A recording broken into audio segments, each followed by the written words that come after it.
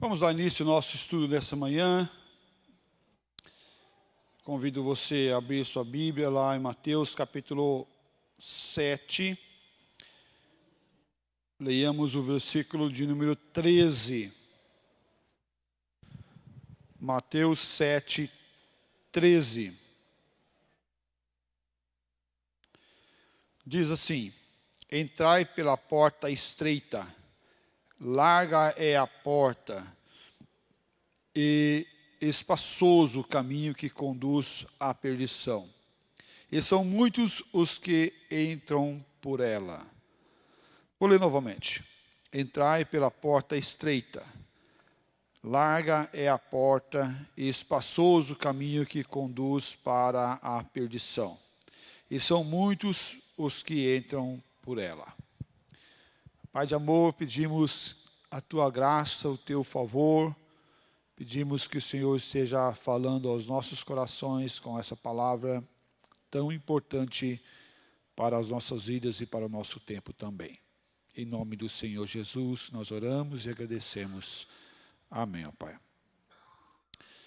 O Sermão do Monte é um compêndio de informações, instruções, que o Senhor Jesus Cristo, Ele mesmo, passou para a igreja reunida em uma montanha, a igreja longe das suas casas, longe do templo, foi um lugar aberto, um lugar no campo, com toda a vegetação à sua volta, as montanhas, as gramas, as pedras, as árvores, os passarinhos cantando, tudo à sua volta. E ele trabalha uma questão de espaço, não espacial de lá no céu, mas uma questão de espaço de uma caminhada, de uma jornada. Eu não sei se você já passou por um corredor estreito, uma porta muito estreita, ou ficou em um lugar muito abafado, muito fechado por um longo tempo. Algumas pessoas não suportam passar por lugares fechados, abafados, quartos pequenos, corredores, porque elas têm uma fobia e elas começam a passar mal, começam a sentir falta de ar, começam a criar uma questão fisiológica, de sintomas fisiológicos, de uma questão que não é tanto fisiológica, é mais emocional, é mais no senso do psique. Porque não tem nada tocando aquela pessoa, mas ela sente apertada, ela sente exprimida.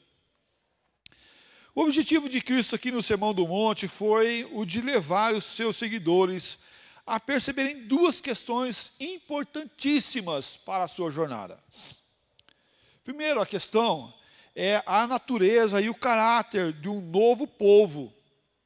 A primeira questão é que um novo povo tem uma ação diferente, tem um comportamento diferente, tem uma atitude diferente.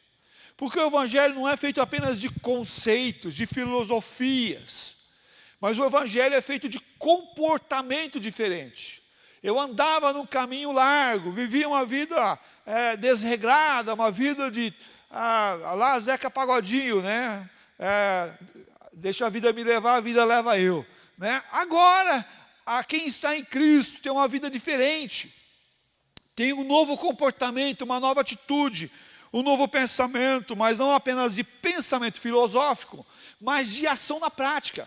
Porque não adianta nada ter um pensamento filosófico, um pensamento muito construído, dentro dos parâmetros da sociedade, dentro do parâmetro bíblico até, se eu não tiver uma ação prática sobre aquele parâmetro. E Jesus vai trazer esses conceitos. Aquele que roubava, já não rouba mais. Aquele que matava, já não mata mais. Aquele que não trabalha, trabalhe para que tenha sustento, para que tenha recursos para ajudar o outro. A segunda questão aqui que o Senhor Jesus está trabalhando, e é forma também importantíssima quanto tanto, ele está mostrando como devem manifestar, como devemos manifestar essa natureza e seu caráter em sua vida diária. Não é apenas saber, mas é a sua vida diária. Mas não é apenas de pensamentos regrados, mas ele fala de mudança de caráter. Porque eu posso criar uma regra, que é só uma regra que a gente cria periodicamente.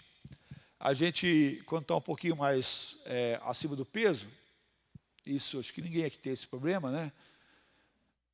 A gente vai lá no nutricionista e ele passa uma dieta para você.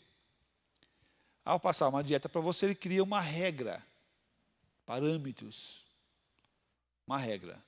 Aí você chega em casa, pega aquela regra que ele passou, coloca na porta da geladeira, né? Coloca naquele imãzinho na porta da geladeira e deixa lá aqueles parâmetros, aquela regra. Mas aquilo é apenas regra. Que se você não prestar atenção, logo, o que vai acontecer? Vai ficar apenas na porta da geladeira e não na tua prática. Jesus está falando algo diferente, não apenas de uma regra, mas ele está falando de uma mudança de caráter. Essa nova criatura, esse novo ser, ele tem uma prática transformada, mas a prática transformada é por causa do seu caráter transformado. E isso vai bem de encontro com algo que talvez se nós não falamos, a gente já pensou em algum momento da nossa vida.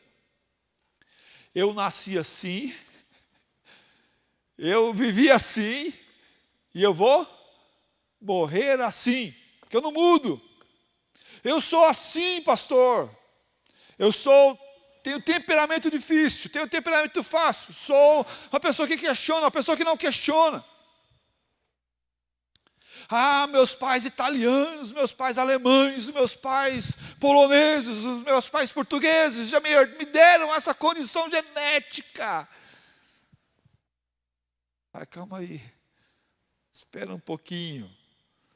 Isso faz parte da gente. É verdade, se nós formos olhar a personalidade dos discípulos, a gente vai ver tudo diferente. Pedro era o trovão explosivo, o cara que estava lá, é o cara que logo soltava os raios.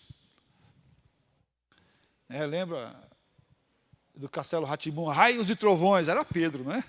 Era Pedro, né? Era Pedro na sua natureza natural. Mas se você for olhar a vida de Pedro, no seu processo de caminhada, após ele negar Jesus, ele tem uma transformação de caráter mais profundo. Pedro, após a morte de Jesus, é outro Pedro que foi transformado, foi mudado, foi cambiado para a glória do Senhor Jesus Cristo. É isso que Jesus está dizendo, aquele que está no Senhor Jesus é uma nova criatura, é um novo pensamento, é uma nova forma, uma nova atitude. Agora, num sentido prático, Jesus nos diz que a mais notável característica da vida para o qual Ele nos tem chamado é o estreitamento. É o estreitamento, é a estreiteza. Estamos no caminho estreito e não no caminho largo. Por quê? Porque a porta é estreita. E também nos cabe caminharmos nesse caminho apertado, não apenas por uma hora da nossa semana, 6 horas do nosso mês, mas cabe caminharmos a nossa vida, o restinho dela, mesmo que seja para um pequeno bebê, mesmo que seja para o mais ancião do nosso meio. Por que é um restinho dela, eu falei? Porque por mais que nós vamos viver 93, 95, 90, 100 anos nessa terra, ele é incomparável para aquilo que é eterno. Então, qualquer coisa que nós compararmos com a eternidade, se viver um mês, um dia, uma hora ou 100 anos, em comparação com a eternidade, é nada. É nada. Porque o que está em jogo aqui não é apenas o resto da nossa vida terrena. O que está em jogo aqui é a vida eterna. Por quê? Porque o corpo se acaba, se destrói gradativamente. E eu tenho percebido isso com meus 44 anos. Óculos, cabelo branco, uns ladinhos aqui, uns pedacinhos de barba branca, esporão no pé direito. E aí vai. E aí vai, né? Vai.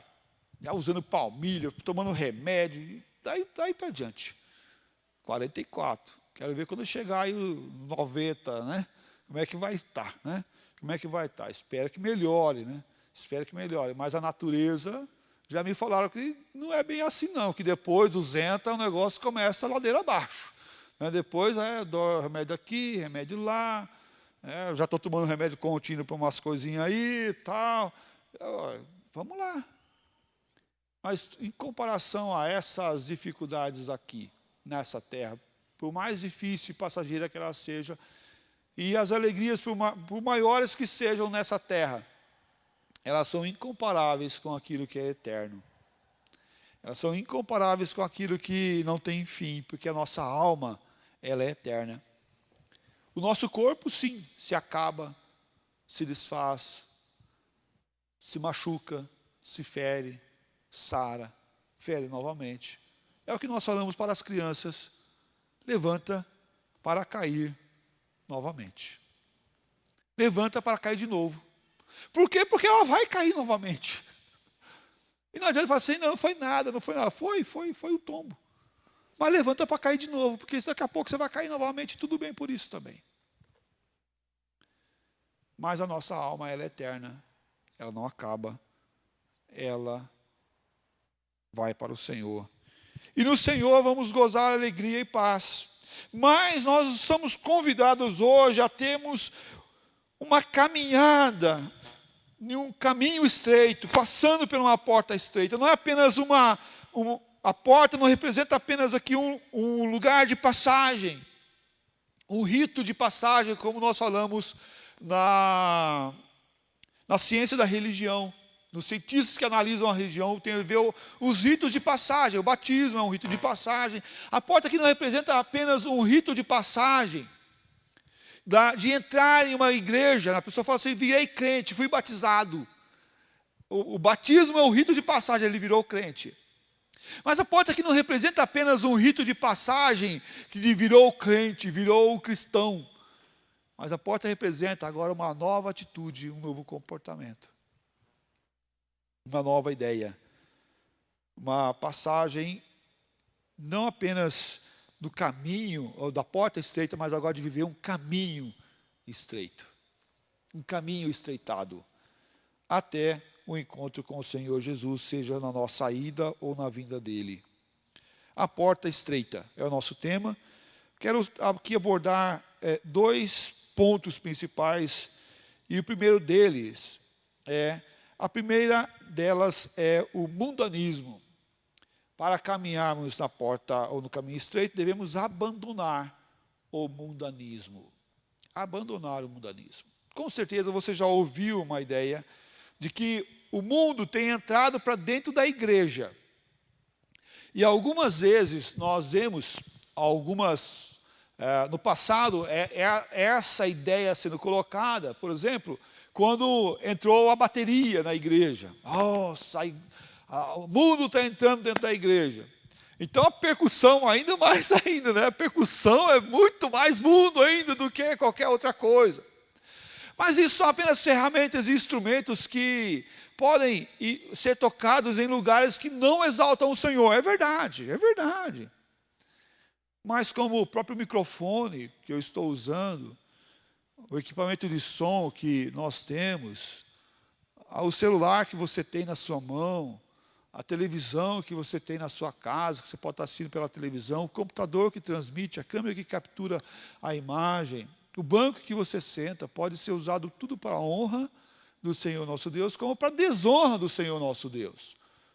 O dó que toca uma música para o Senhor Jesus Cristo é o mesmo dó que toca uma música para exaltar o diabo, por exemplo. Mas o que é esse mundanismo, então? Mundanismo é o comportamento dos cristãos, que devem abandonar o mundo para viver a glória de Deus, para viver a majestade do Senhor. Não é apenas utensílios, porque nós costumamos dizer que os utensílios é do diabo, aquele é do diabo, aquele negócio é do diabo. Mas mais do diabo ainda, você que não pode ser do diabo. Ter atitudes daqueles que exaltam a esses que não glorificam o nome do Senhor Jesus Cristo. Porque a vida tem que ser transformada. O mundanismo não pode estar em nós. O caminho estreito, a caminhada estreita não cabe ao mundanismo. O caminho largo ou um caminho estreito. A Bíblia, aqui o texto nos fala sobre esses dois caminhos. Duas caminhadas. Todas as pessoas, por mais que não aceitam, estão em um desses caminhos. Ele não vai dizer assim, um caminho largo, um caminho estreito e um caminho mais ou menos, nem lá e nem cá. Ou você está no caminho certo ou você não está no caminho certo. É essa a ideia. Eu pego para ir visitar a casa do Zé lá, né? Nájila fez lá um prato especial, né? Um quibe especial, daquele lá que ela gosta de fazer e sabe fazer, né? E aí eu vou para a casa do Zé. E pego o rumo de São Paulo. Ou pego o rumo de Mauá. Está mais ou menos. Eu estou do outro lado da avenida, dos estados, para vir para cá, mais ou menos. Mas eu vou chegar no lugar? Não vou chegar no lugar. Porque para ir para a casa do Zé, eu tenho que pegar a direção da casa do Zé. Caminho certo. Pega a Tapajós ali, chega lá, sobe, vira e tal. Pronto, é lá. Se eu pegar para ir para a casa de qualquer outra pessoa, eu não vou chegar na casa do Zé. A não ser se for no casa da Patrícia, que é do lado, né? Que é do lado. Mas olha só. Se eu não estou no caminho certo, eu estou no caminho errado. Não, lá é tão bom, naquela igreja é tão bom, porque eles falam do nome de Jesus, eles fazem oração, eles leem a Bíblia, mas depois eles fazem oração ao santo. Missa do sétimo dia. Missa do sétimo dia não tem só no catolicismo não, tá, gente? Tem em outras denominações também. Coisas que parecem ser isso. Em religião oriental, por exemplo. Coisas que se assemelham a isso. Ah, mas lá é tão bom porque o ambiente é agradável, tá, mas é o caminho certo. É o que a Bíblia diz, ensina. Não, não é. Então é o caminho errado. Não tem mais ou menos certo, mais ou menos errado. Ou é certo, ou é errado. Ou você está no caminho estreito, seguindo a Jesus, ou você está no caminho largo. É dois caminhos. Eu sou quase um cristão, então não é. Sou quase um cristão, então não é cristão. Sou quase um crente, então não é crente. Está no caminho largo, apesar de ter vindo na igreja. Apesar de poder gostar de vir na igreja, cantar os cânticos, ouvir uma palavra, sair daqui animado. Não, você apenas foi no lugar que você gosta de ir. Para estar, é necessário ser do caminho estreito. O Salmos 1 trata um pouco disso também. E ele fala assim: bem-aventurado o homem que não anda no conselho dos ímpios, não se detém no caminho dos pecadores, nem se assenta na roda dos escarnecedores. Antes do seu prazer está na lei do Senhor, e na sua lei medita de dia e de noite. Ele é como como árvore plantada junto à corrente de águas, que no devido tempo dá o seu fruto, e cuja folhagem não murcha. E tudo quanto ele faz será bem sucedido. Os ímpios, né? Os ímpios não são assim. São, porém, como a palha que o vento dispersa. Por isso os perversos não prevalecerão no juízo, nem os pecadores na congregação dos justos.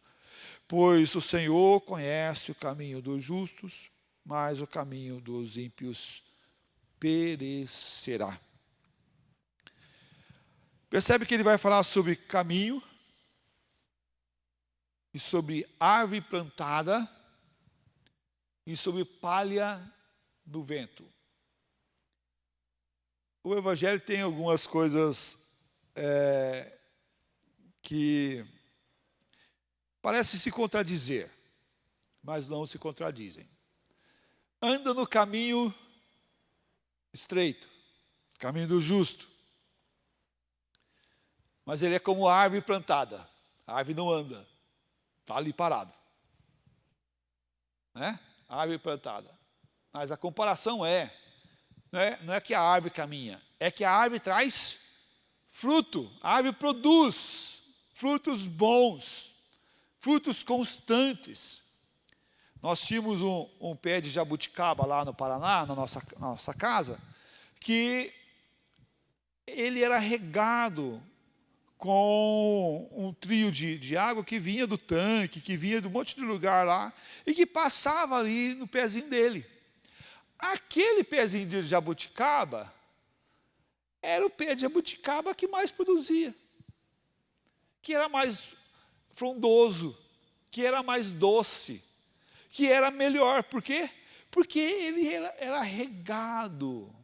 Ele era regado constantemente. A mãe soltava a água do tanque, mesmo sendo água do tanque, e ia lá e regava aquele pezinho, e a gente olhou aquilo lá, entendemos aquilo lá, falou, vamos fazer aqui um canalzinho, trazendo essa água para os outros pés também, mas aquele pé que pegava primeiro, é o que mais produzia. Por quê? Porque ele era regado com a água que sai do tanque constantemente. Se nós formos ver, a necessidade de água é a necessidade da vida. A criança, quando está sendo gestada, se ela não tiver água no ventre da sua mãe, ela não sobrevive. Por quê? Porque a água é vida. Jesus disse, eu sou a água viva. Quem beber de mim nunca mais terá sede. Aqui ele traz esse conceito de que aqueles que estão no caminho estreito, aqueles que não andam no conselho, não caminham nesse caminho dos pecadores, e nem ele ali se assenta, nem ele para. E percebe que ele fala de andar e de parar, de permanecer. Esses são ruins, são maus. Esses vão sofrer as consequências. E quais são as consequências que vão acontecer sobre eles? Esses vão ser dispersos como a palha no vento, que caminham sem direção, sem rumo, sem sustentabilidade, sem trazer vida.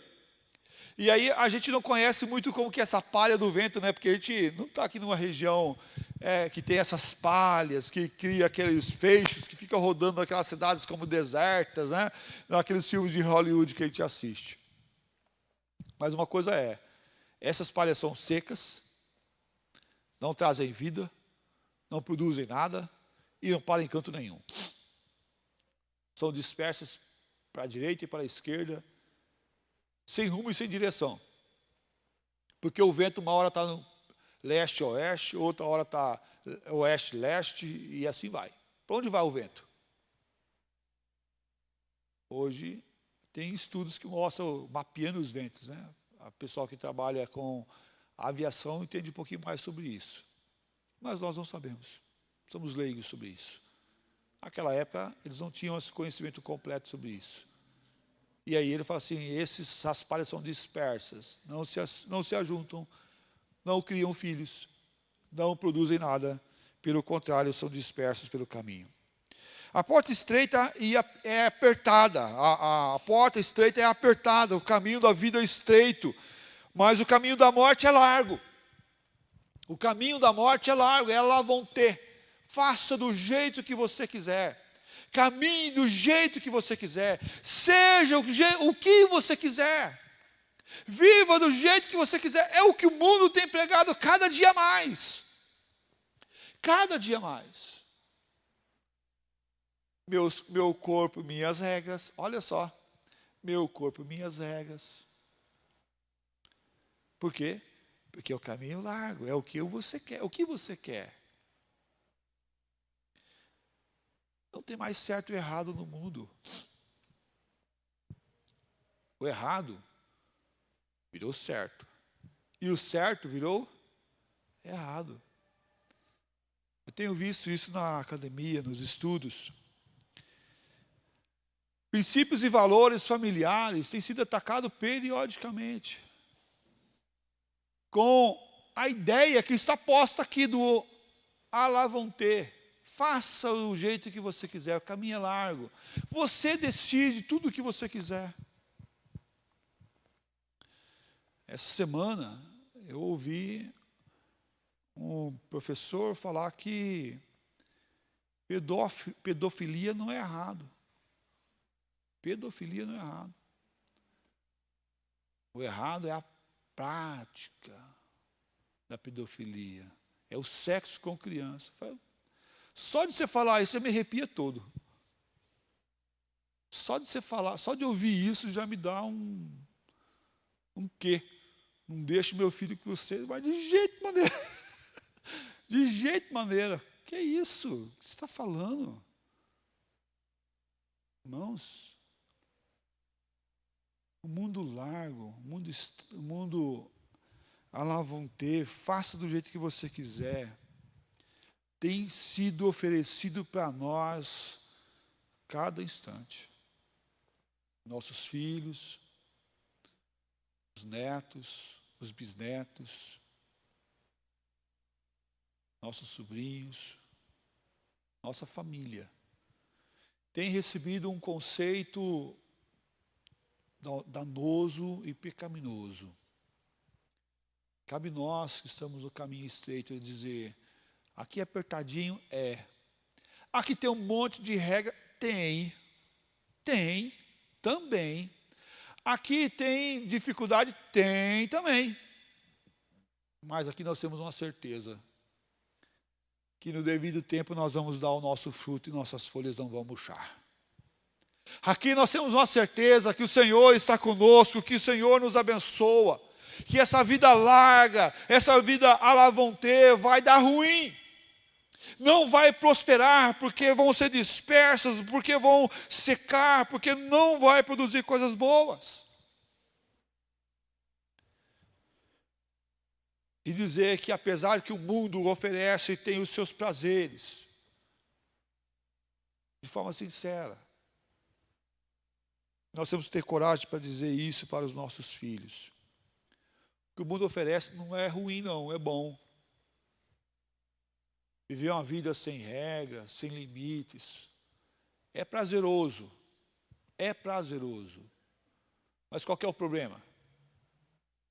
É que vai ter consequências. É que vai ter consequências. Os frutos que isso produz é passageiro e momentâneo e irá acabar. Os frutos que a alegria sem compromisso produz é passageiro e é momentâneo e irá acabar. Irá permanecer o resto. Ah, mas o resto Deus não ama? Ama sim, o resto somos nós.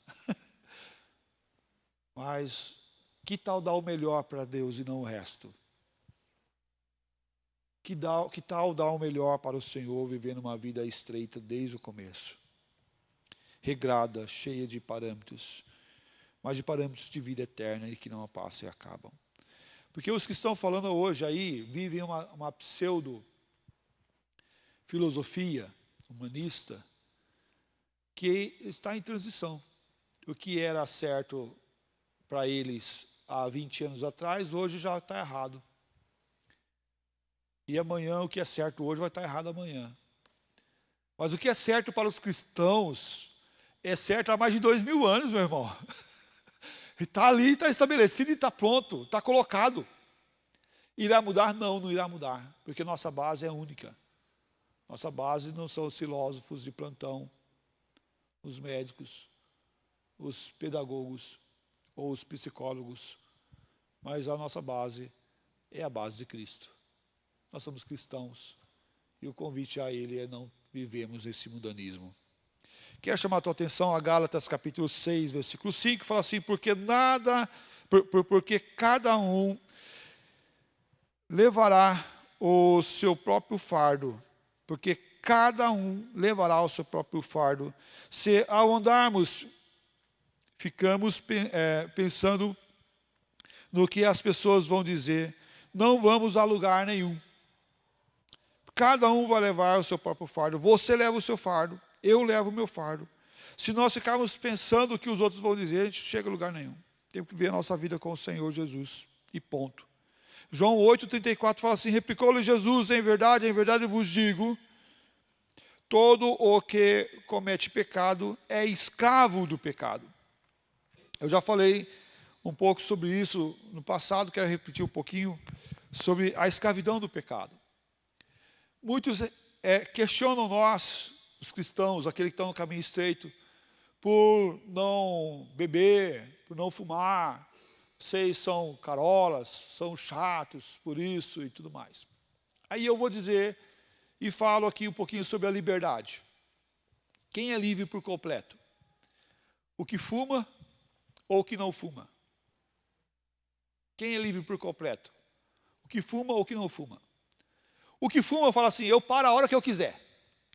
Mas não para. Por quê? Porque ele é escravo do seu vício. Então ele não é livre, ele é escravo. Porque ele só tem a opção de fumar. A mesma coisa quem bebe, quem é viciado em jogo, a mesma coisa quem é viciado em sexo, a mesma coisa quem é viciado em um monte de coisas. Esses não têm liberdade, pelo contrário, ele é escravo do seu pecado. Ah, pastor, mas é uma dependência química, sei o que, tem que entender. Eu sei que é uma dependência química, mas trabalha o vício. Devemos combater a dependência química e o vício. Ok? Tá certo? E aí que eu estou falando de liberdade, não de dependência química. A liberdade é quem pode fazer, mas não o faz. Esse é livre, de fato e de verdade. Por quê?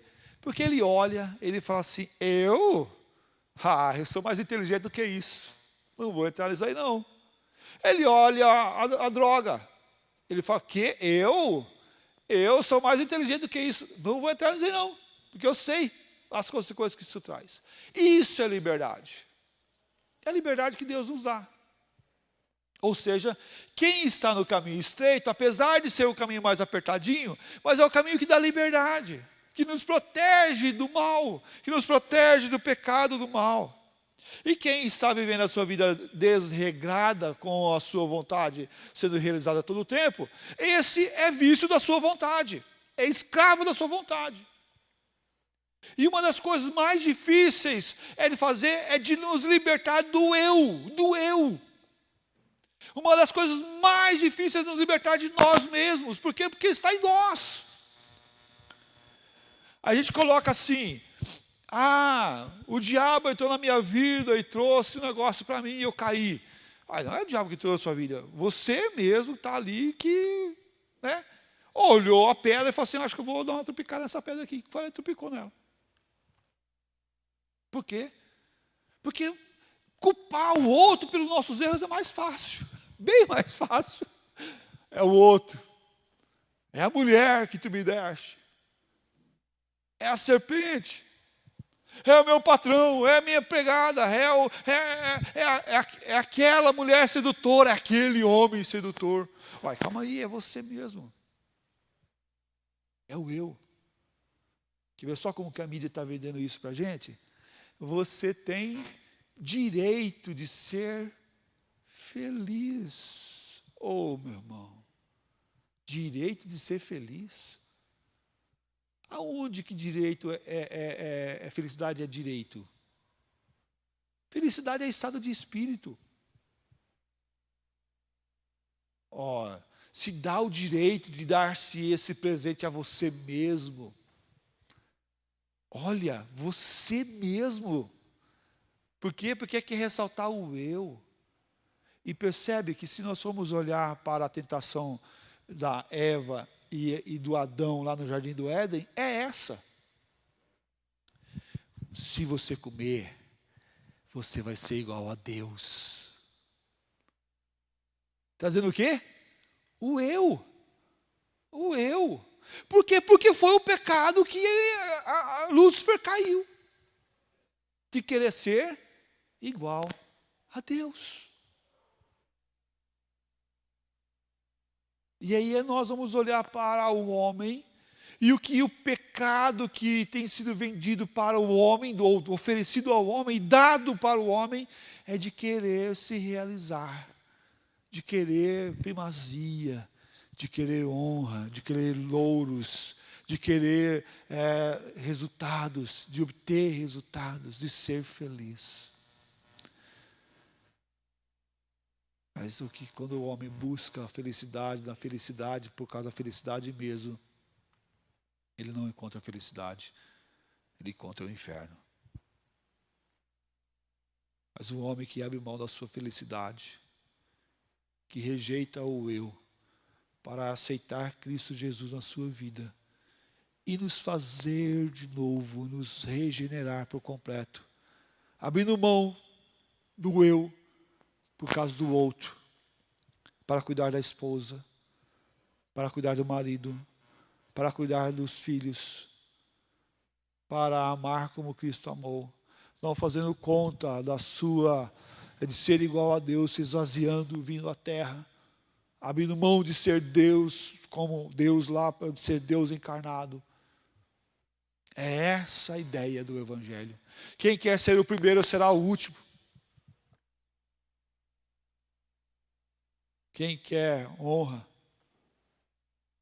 que trabalhe, que negue-se. E aí é negar a honra que quer. Negar os seus prazeres, a sua vontade. Mas percebe que isso não dá ibope.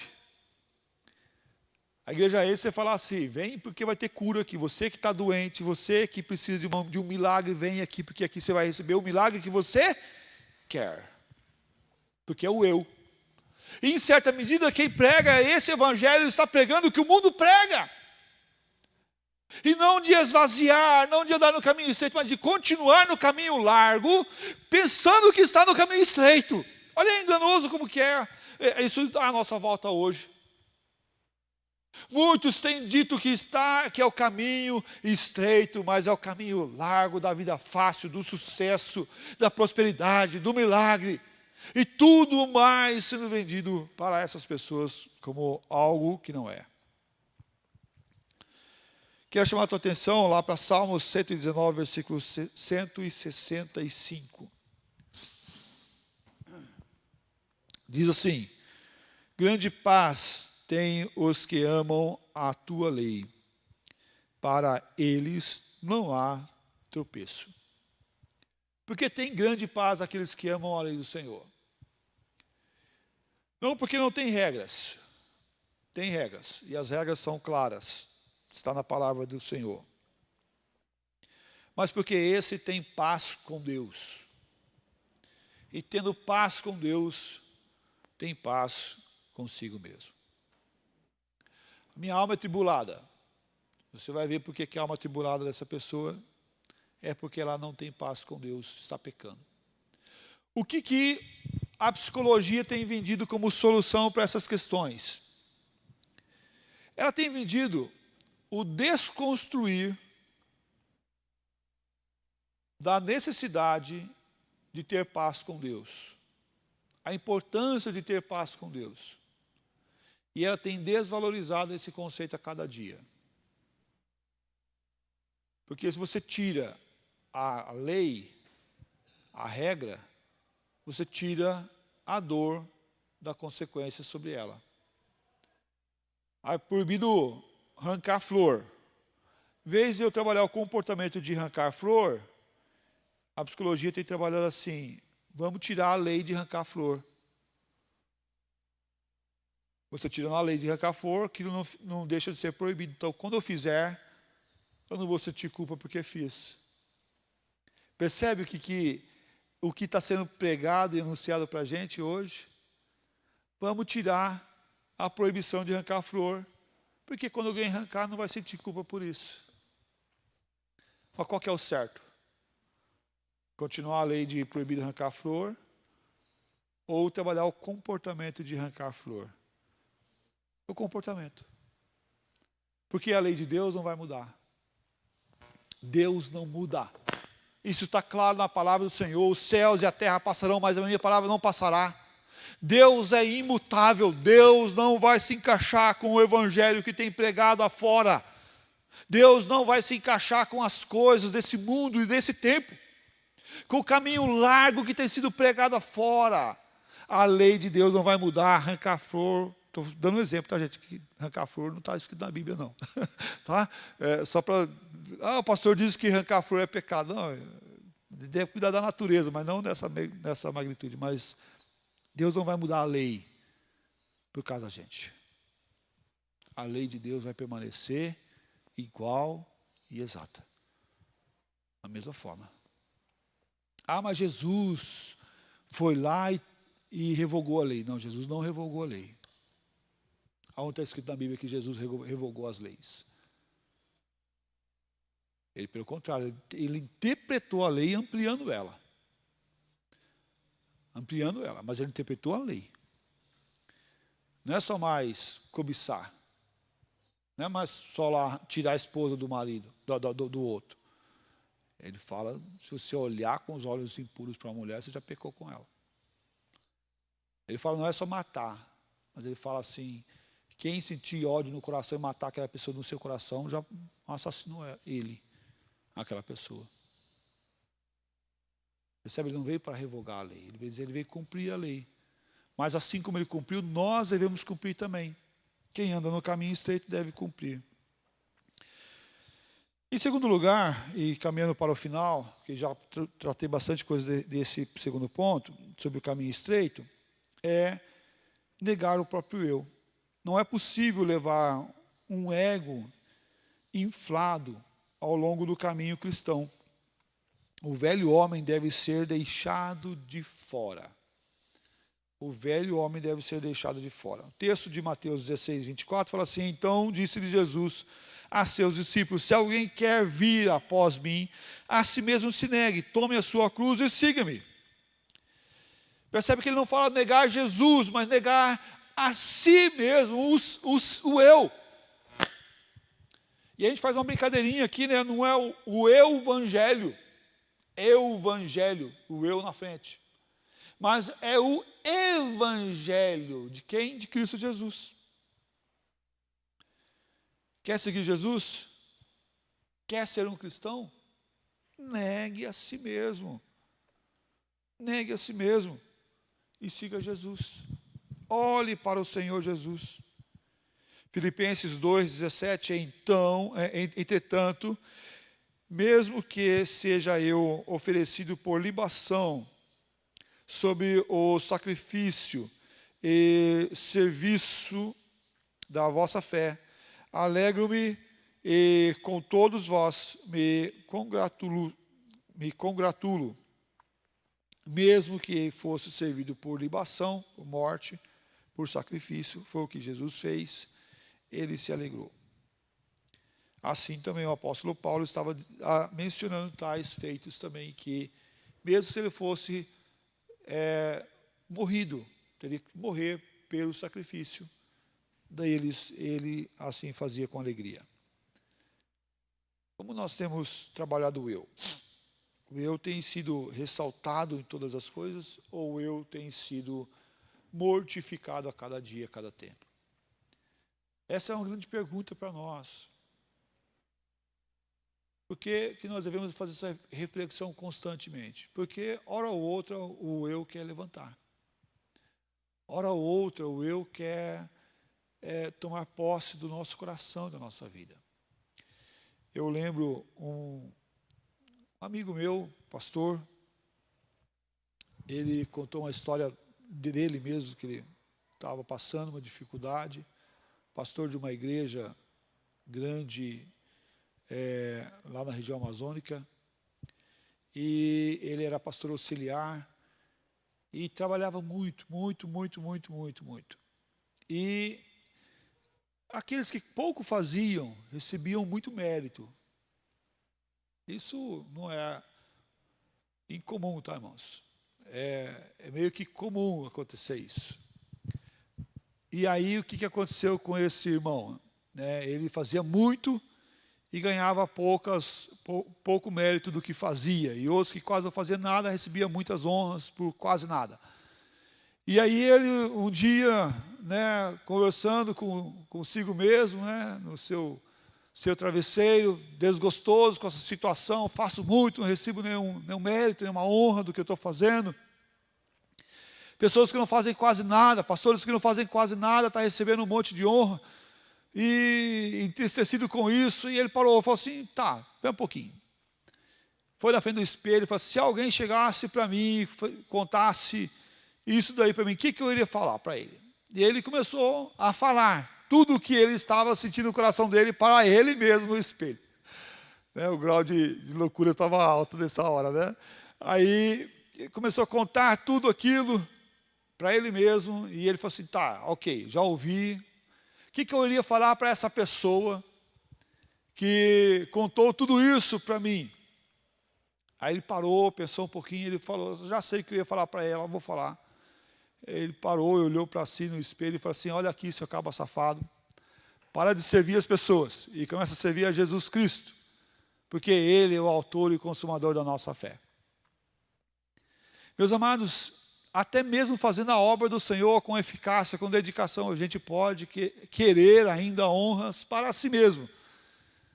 Mas importa que Cristo cresça, que cada um de nós venha diminuir. Andar no caminho estreito é abrir mão do eu, é deixar Cristo aparecer, deixar que as honras sejam a Cristo e não a nós mesmos, não a nós mesmos. É interessante que muitos começam a falar, eu fiz isso, eu fiz aquilo outro, eu fiz aquilo outro. Só fala das coisas boas, né? Nunca fala que eu maltratei fulano, eu fiz outra coisa ruim, outra. A gente não fala. Por quê? Porque nós queremos os louros, as honras. O eu quer sobressair.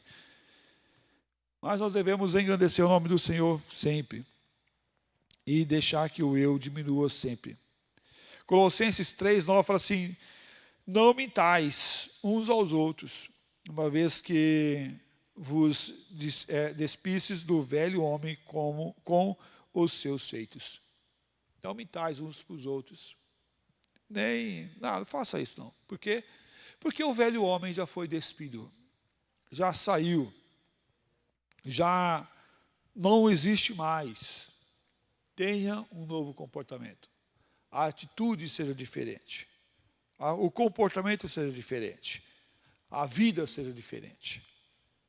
2 Timóteo 3:12 fala assim, ora, todos quanto querem viver piedosamente em Cristo Jesus serão perseguidos. Saiba que viver certo não é fácil. Mas eu estou no Evangelho de Cristo, minha vida está de ponta cabeça. Tá bom, é isso aí. Não pense que vai ser diferente. Se tiver bom, glória a Deus por isso, irmão. Não é que tem coisa errada na tua vida, não, é que você está sendo abençoado mesmo. Se você não estiver sendo perseguido, tem alguma coisa errada na tua vida, irmão. Eu falo, não, para aí para um pouquinho, ué. Que isso? Que isso? Trabalhe a tua visão diferente um pouquinho. Está sendo perseguido? Glorifica o nome do Senhor Jesus. Porque a perseguição está perseverança, e a perseverança traz honra ao Senhor nosso Jesus. Não está sendo perseguido, está tudo bem. Glória a Deus também, irmão. Glória a Deus também. Continue testemunhando, continue exaltando o Senhor Jesus Cristo, continue sendo um servo fiel, falando a verdade do Senhor Jesus Cristo a todo tempo, a todo instante. Mas não abra mão disso. Se está bem porque você está acomodado, está no teu campo de conforto, que você não fala de Jesus, você não testemunha de Jesus, você não faz diferente, você é igual ao mundo, então está errado. Mas você continua testemunhando, você tem um bom testemunho.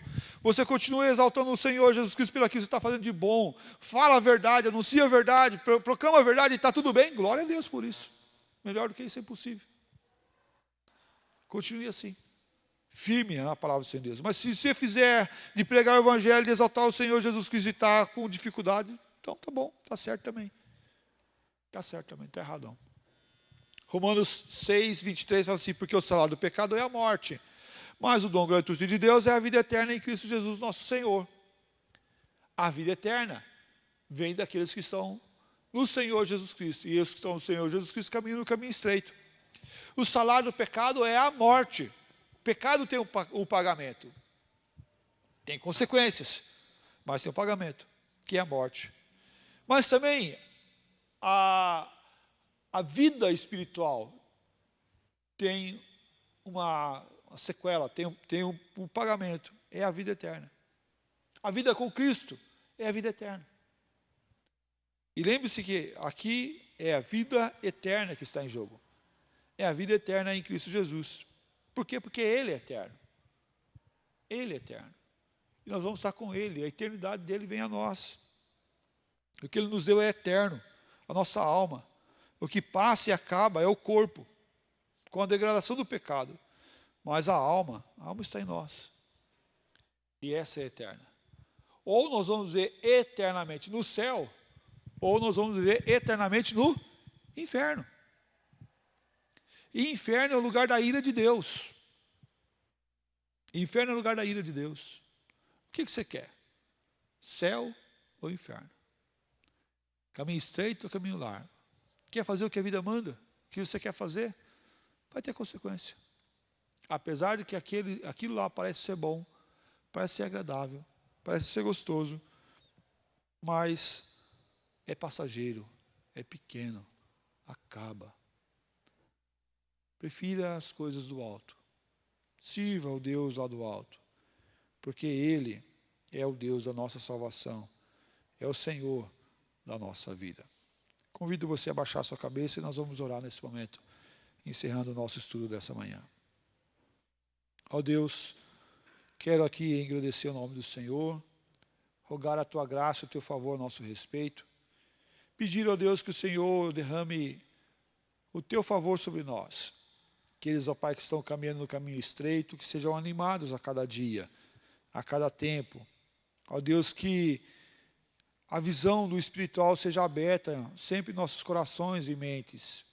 Nossos olhos possam ver a Tua grandeza, a Tua majestade. Que a nossa vida venha sempre ser do negar do eu e viver o amor, a graça e o cuidado de Cristo Jesus sobre cada um de nós. Livra-nos, ó Deus, do caminho largo, do caminho que conduz à perdição. Que nós possamos, ó Pai, sempre estar no caminho estreito, vivendo, ó Pai, a Tua graça, o Teu favor. Que o conforto dos nossos lares seja para mostrar a grandeza do Teu poder e caminharmos no caminho estreito. Que a alegria de estar junto com irmãos sirva, ó Pai, para mostrar um pedacinho, Pai, do céu nos nossos corações, ó Pai, da viva esperança, do lugar onde todos vamos estar reunidos para exaltar a Tua grandeza e majestade juntos. Ó Deus, que aqueles que estão no caminho largo, vivendo a sua vida largamente, vivendo a sua vida desregradamente, sem obedecer a Tua lei e a Tua vontade, possam, Pai, ser despertados a mudar de comportamento e atitude, a voltar-se para o Senhor Jesus Cristo a cada tempo. Assim, ó Pai, que nós oramos e agradecemos e assim pedimos. Amém, ó Pai. Que Deus abençoe a todos, em nome do Senhor Jesus Cristo, que Deus venha nos fortalecer sempre no seu amor. Quero aproveitar esses 2 minutinhos que ainda nos resta do nosso horário, só trazer aqui uma informação. No domingo à noite, na minha mensagem, eu citei uma informação sobre escravos no Império Romano. A informação citada, eu acabei não citando a fonte, depois o irmãozinho me questionou sobre a questão de quantidade de escravos que existiam naquela época. Eu falei que no Império Romano havia cerca de 60 milhões de escravos. Essa informação está no livro do John Stott, Mensagem de Efésios, página 189, que diz assim: havia cerca de 60 milhões de escravos no Império Romano. Eles constituíam de força de trabalho, incluindo empregados domésticos, trabalhadores manuais, pessoas da cultura, como médicos, profissionais e administradores. Se você for lembrar, José do Egito foi um administrador da casa de Potifar, e assim por diante, vários outros exemplos. O que é impressionante aqui é o índice, é o número de 60 milhões de escravos, mas não em Éfeso, mas também em todo o Império Romano. Tá? Então, o John Stott tem essa citação, e quem faz uma citação dele também é o próprio reverendo Hernandes Dias Lopes, faz essa citação também no seu livro, no seu comentário de Efésios, Igreja, a Noiva de Cristo, da editora Ragnus. Está na página 169. Então, só para não dizer que o pastor está falando tirou da onde tirou essa informação, tirei essa informação desse texto, e esclareço a igreja também. Se tiver alguma dúvida, vamos questionar as fontes também. Tá bom? Deus abençoe a todos, um bom domingo, um bom almoço, para a glória do Senhor Jesus Cristo. Obrigado.